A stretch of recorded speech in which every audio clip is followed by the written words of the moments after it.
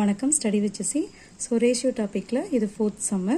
So some பார்த்தீங்கன்னா 2a = 3b = 4c எனில் a:b:c இன் மதிப்பு என்ன? ஸோ ஏபிசியோட ரேஷியோட வேல்யூ கேட்குறாங்க. ஸோ ஃபஸ்ட்டு இதுக்கு என்ன பண்ணணும்னா ஃபஸ்ட்டு 2a = 3b அதை ஈக்குவல் பண்ணணும். 2a = 3b.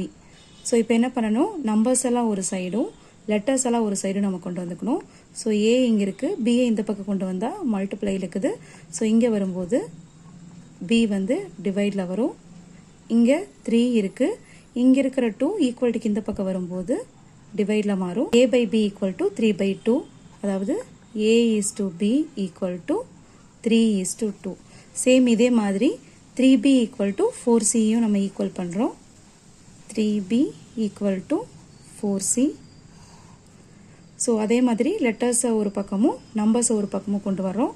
ஸோ பி இங்கே இருக்குது, சி இந்த பக்கம் வரும்போது டிவைடில் மாறும், ஈக்குவல்ட்டுக்கு இந்த பக்கம்.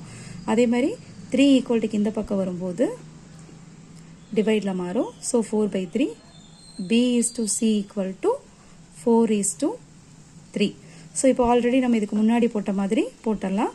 ஸோ ஏ பி சி, ஏபியோட வேல்யூ 3 2. ஸோ சியில் வந்து இதுக்கு பக்கத்தில் இருக்கிற அதே வேல்யூ போடுறோம். நெக்ஸ்ட்டு பிசி வந்து 4:3 4 3. ஸோ பிக்கு பக்கத்தில் இருக்கிற வேல்யூவை நம்ம ஏல போடுறோம். ஸோ 4. ஸோ இப்போ இதை மல்டிபிள் பண்ணுறோம்.